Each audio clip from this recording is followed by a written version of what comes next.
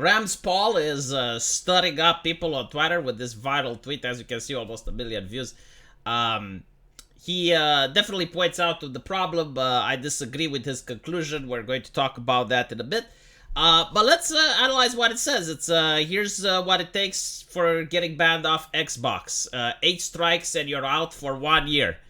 I gotta say, I looked at it. Hate speech is more of a problem than actual cheating, right? So it's obvious that these people are now far left activists, which happen to create video games, because they're more concerned with how people flap their mouth over the microphone than when people actually break the game and ruin the enjoyment for everyone. Because the thing is, hate speech only matters for the land whale on Twitter who doesn't buy the game. Meanwhile, someone that's cheating or breaking the game is ruining the enjoyment for all the players.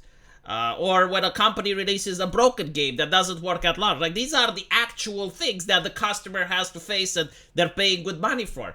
Hate speeching, I don't give a fuck. I mean, I can just mute it. I don't have to listen onto the microphone. I can just block people. Like, I know this is difficult to understand, but I am above the land whale on Twitter. Like, I am more empowered. I empower myself and I can just mute and block people just fine. Not to mention that there are certain individuals that do enjoy a little bit of hate speaking. I, for example, enjoy being hate spoken to. And I like, giving banter in return. I mean, this is how I grew up. Okay, it was a very harsh, difficult environment that made actually manly men, that strong, hardcore individuals. But the diversity lady doesn't like that, because with strong, empowered individuals like myself, she's out of a job. Like, she's useless for society, because it's like, she comes in my front and it's like, I will defend you, Romanian, from the harsh language of the internet. And I'm like, move, woman, I do not need your help. I can defend myself. It's like, but how will I make money? You don't. I can defend myself and there is no need for you, right? And in a perfect society, more people would be like me, and the actual trolls on the internet would be in dismay and horror. It'd be like, we threw all the hate speech we had at this individual and nothing seems to affect him. He's like a Russian soldier. Like, how can we stop him? You can't. Because he has been trained in a harsh environment, right? All jokes aside, though, like, banter was actually fun on the internet. You know, there was a time when people trash talked, and if you didn't like to participate in that, you just didn't associate with those people. You blocked, you mute. And once an individual was blocked or muted several times, they had to change their behavior in order to still have friends. But it's not about that now. Now it's about control. It's about having AI that listens to what you speak online. I mean, if you read their TOS, that's literally what happens. It used to be a time when you had a game which had an executable on your screen. You double-clicked it, and if another person on the planet Earth had the same executable, double-clicked it, boom, you are online. And there was absolutely no surveillance, no chaperone, no rules, no nothing. You didn't have to launch a third party. You couldn't get banned. It was what it was, right? But the fascists don't enjoy that. The fascists have to listen in to what you have to say. The fascists have to make sure that all of your conversations online are monitored. They're pruned by AI systems, because they need to know. Like, they can't sleep at night unless they know what you're talking when you're playing video games. So Ramz Paul says that gaming used to be almost 100% male, then women invaded the space, and now we have speech controls. I wouldn't say it's because of women, by the way, because there are other spaces that women exist in, and they're not 100% speech control. I mean, I would say the knitting community, but that actually had the problem already. No, it's the ideology. It's the left-wing ideology that's the issue. It's the authoritarianism. And sure, the authoritarianism, they trained a lot of students in the university, and they used the Trojan horse of inclusivity and diversity in order to bring in their ideology. Because notice, there's no person that advocates for diversity and inclusivity, which happens to be right-wing or even centrist. Like, all of them have, like, the same left-leaning talking points.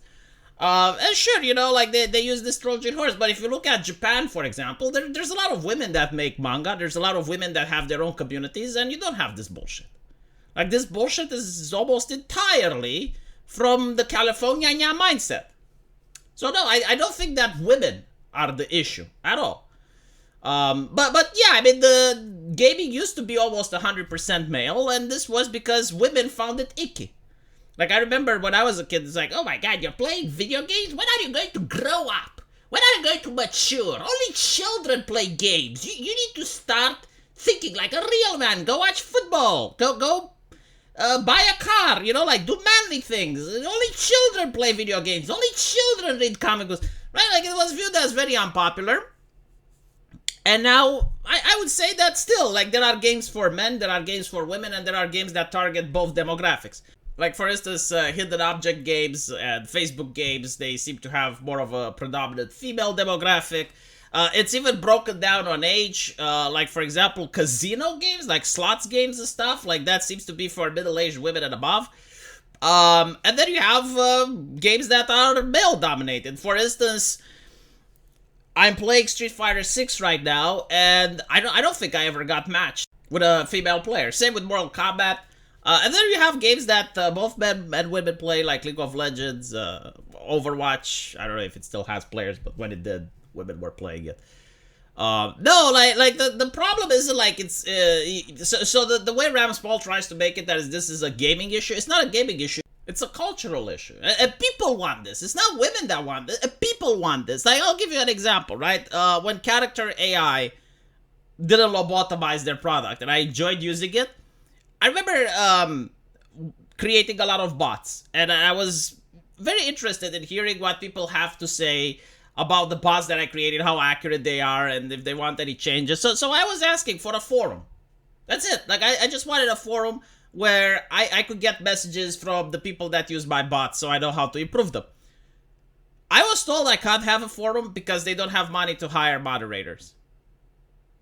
And this wasn't even by the developers, it was like by other members of the community, right? Like, the idea that you just need a chaperone to talk with another person on the internet is so fucking ingrained into the culture that people legitimately demand it. Like they viewed quote-unquote to be unsafe if you have a forum where two people are talking and there's no one listening in. And this is the problem. And again, like, it's not to do with gaming. It's like a broad thing in society. It's everywhere. And men demand it as well. So it is what it is. Again, it's kind of hilarious that Twitter is trying to remove the block button, right? So we're now going to the point where in the beginning, like, blocking and muting was the gold standard. Then it was like the fat HR lady that was deciding what is and isn't allowed. Now they want to remove and disempower the individual completely. So you can't block someone that you don't like and only allow the HR lady to decide who gets to speak and who doesn't. Absolutely disgusting, yes. So when you say something like this, I do believe you're distracting from the actual issue, because now, like, everyone in the chat with roses and hammers and sickle in the bio are attacking Ramz going, it's like, oh, well, it wasn't always your pace and blah, blah, blah. And furthermore, you know, like, I don't believe that groups share power with each other. So, like, just because, like, some men are in a position of power, that doesn't mean that just because I'm a man, they will welcome me in, right? Usually men are more than willing to welcome women in their spaces because, shocking, I know, but men and women are there to complete each other and they like each other. So, yeah, no, like, the problem wasn't, it's like, oh, well, men were keeping women out. Women didn't want to go in. Like, that was the whole shtick. Like, women thought that gaming is unpopular, it's for children, they wanted to be more, and when I say they, I'm talking like a group, right? Like, in the context of a demographic. And once gaming became mainstream and popular, then they joined. It's got nothing to do with, like, men were gatekeeping or allowing or... No. And even now, like, if you look at gaming companies in positions of power and authority, the decision makers are almost predominantly men. I think, like, you may have, like, a couple of Japanese companies that have women. No, so, like, all of these changes, I do not think that it's done due to women. Let me know what you guys think, and as usual, I will see you in the comment section. Take care.